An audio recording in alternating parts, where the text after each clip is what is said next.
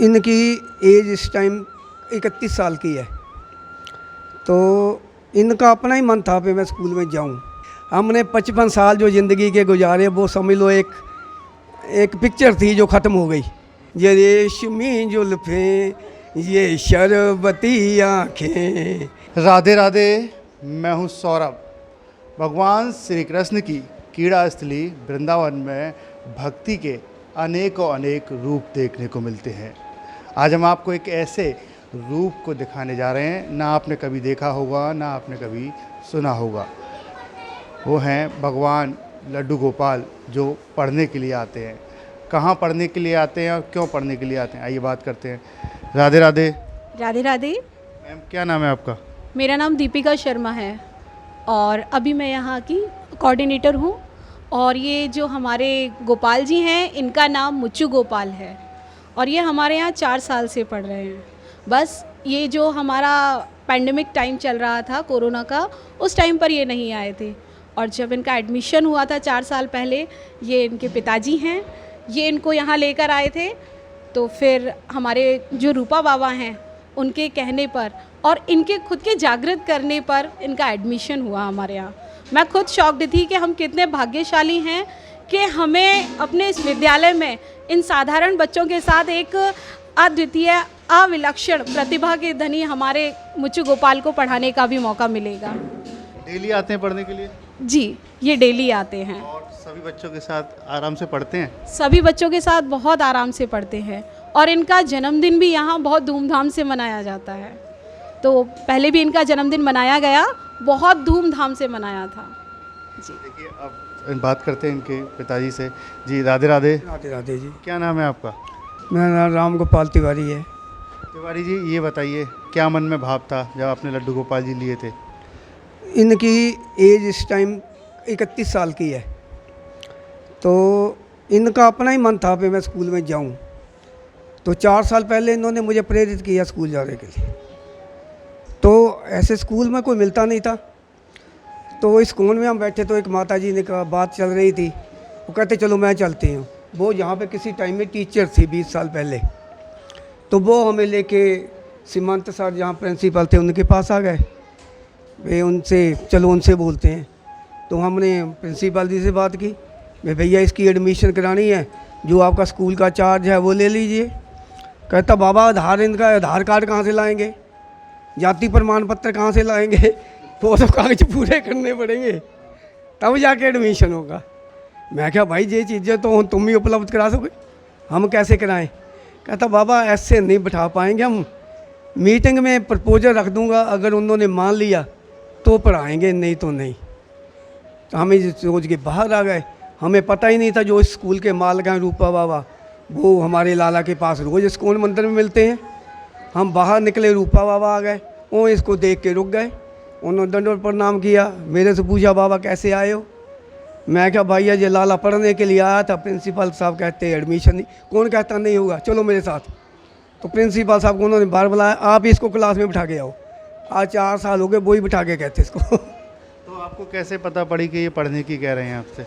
देखो ये चीज़ों का नहीं कोई तोड़ नहीं है भक्ति में, इसका मैं नहीं, इसका मैं दे नहीं सकता कोई भी प्रमाण, इस चीज़ का प्रमाण ही नहीं होता। तो 31 साल पहले आप इन्हें कहाँ से लेकर आए थे और मन में क्या भाव था? हम दिल्ली में रहते थे। दिल्ली में हमारा कारोबार था रेडीमेड का, होलसेल का, गांधीनगर में। तो ये मेरे साथ ही दुकान पे भी जाता था। इसकी अपनी दुकानदारी थी, मेरी अपनी दुकानदारी थी। ये वहाँ पे अपनी दुकानदारी करता था, एक ही दुकान पे दोनों बैठते थे। तो वहाँ पे इन्होंने अपना भी कारोबार अच्छा किया, 15 लाख रुपया इकट्ठा किया इन्होंने। वो ही फिर आके अपने आश्रम में, ये जटावाली माई आश्रम में आके अपनी डेवलपमेंट कराई गौशाला की, और गौशाला का सुधार किया पूरा इन्होंने। अपना पूरा पैसा वहाँ पे लगा दिया था ठाकुर जी ने। तो अब ये बताइए क्या चमत्कार होते हैं इनके? चमत्कार तो यही, अपने प्रिंसिपल साहब उसने स्टेज पे बोल रहे थे, बाबा इनकी कोई लीला बताइए। मैं क्या मैं लीला क्या बताऊं, तुम यही बताओ इसकी एडमिशन कैसे की तुमने लड़कियों के स्कूल में, पहले तो तुम ही बता दो। हंसने लग गया, कहना बाबा ये तो मुझे भी नहीं याद। तो मैं क्या ऐसी लीला ही होती हैं। एक लीला इन्होंने इस्कॉन मंदिर में की थी। एक माता जी आती थी, बॉम्बे से थी, वो इनके पास डेली आती, इनके कान में कुछ गुनगुना के चली जाती। तो मैंने भी कभी उनसे पूछने की चेष्टा नहीं की क्या बोलते हो। एक दिन मेरे मन में आया से पूछो तो सही माता जी क्या कहते हो आप। तो वो मैंने माता जी से, माता जी आप इसको क्या सुना के जाते हो।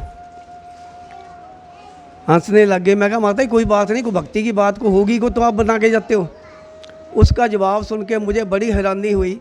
वो इसके कान में रोज़ बोल के जाती थी, जीती हूँ तुम्हें देख के, मरती हूँ तुम्हीं पर, तुम हो जहाँ ठाकुर मेरे, मेरी दुनिया बेहीं पर।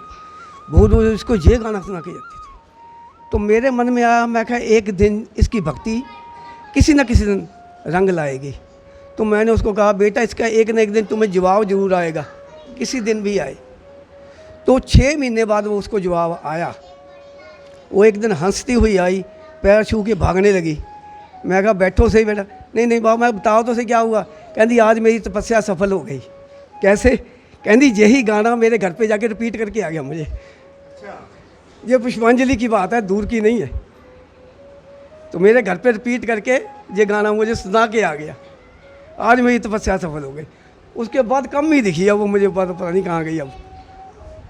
ये बताइए रोजाना स्कूल आते हैं और स्कूल आते हैं तो अपने साथ में किताब कॉपी लंच सब लाते हैं? किताब, अपना टिफ़िन, पानी की बोतल, ये सारा साथ लेके आते हैं।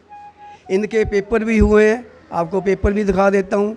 चेक भी हुए हैं, रिपोर्ट कार्ड भी बना है। इनकी बाकी जो डेली बुक डेली बेस वाली किताबें वो भी पढ़ी हैं, आप देख सकते हैं। तो इनका क्या नाम रखवाया आपने स्कूल में? इसका नाम है मुच्चू गोपाल। ये वृंदावन का मशहूर वैद्य भी है।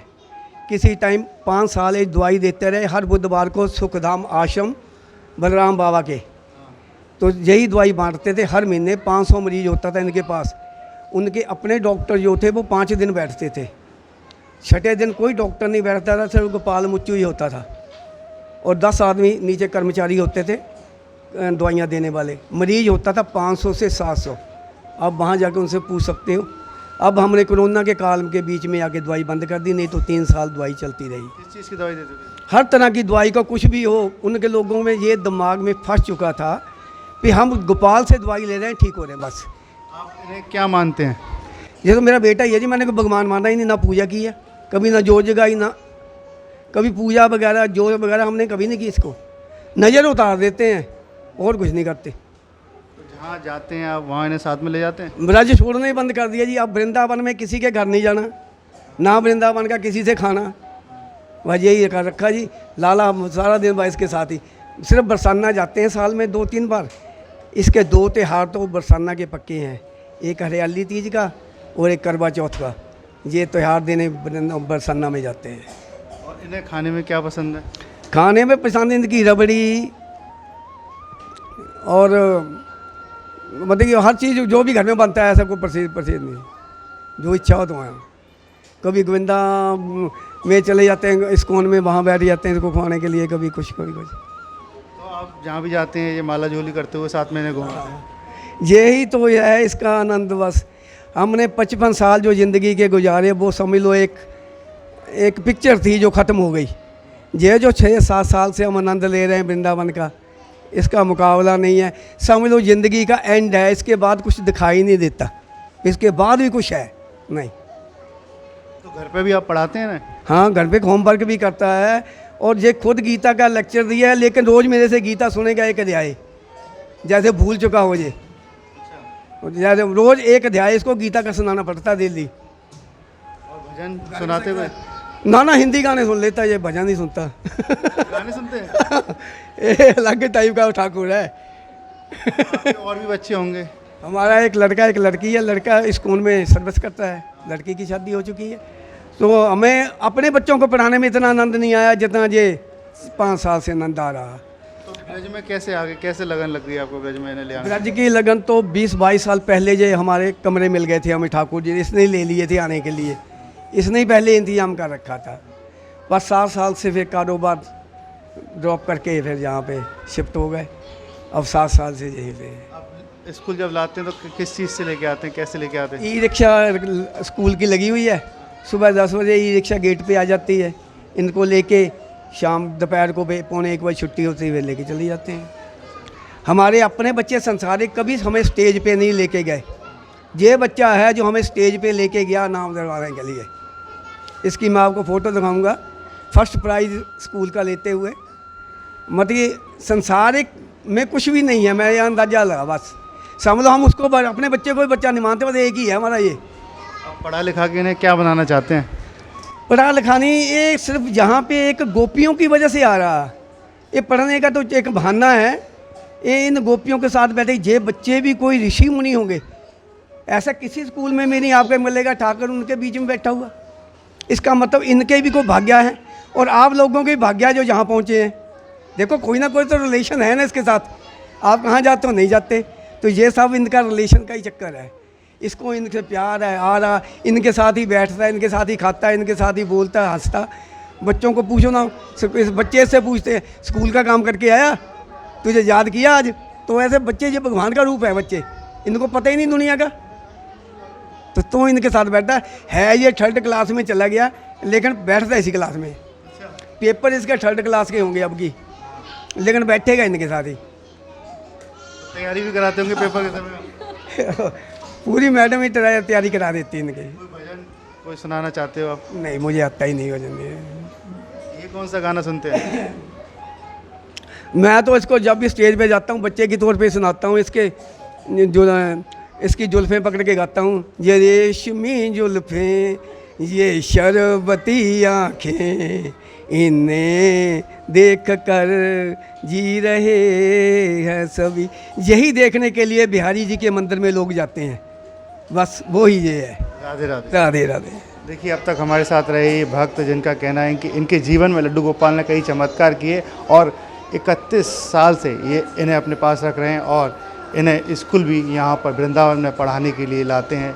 यही है भगवान श्री कृष्ण का प्रेम जो स्वयं कुछ ना कुछ भक्तों से करा ही लेता है। राधे राधे।